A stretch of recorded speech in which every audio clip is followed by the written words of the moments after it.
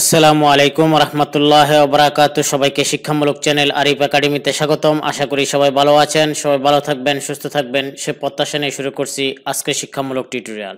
আজকের শিক্ষামূলক টিউটোরিয়ালে আমরা যেটি শিখবো বা জানবো সেটি হলো অপারেটিং সিস্টেম কি। তো চলুন জেনে নেই অপারেটিং সিস্টেমটা কি।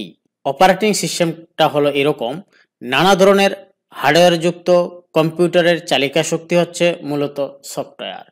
সফটওয়্যার হচ্ছে কম্পিউটারের জন্য করণীয় নির্দেশমালা। এমনই মূল সফটওয়্যার বা মূল নীতিমালা সম্মিলিত প্রধান নির্দেশাবলীকে অপারেটিং সিস্টেম বলে। অপারেটিং সিস্টেম না থাকলে কম্পিউটারের যন্ত্রপাতি দিয়ে কোনো কাজ করা সম্ভব না।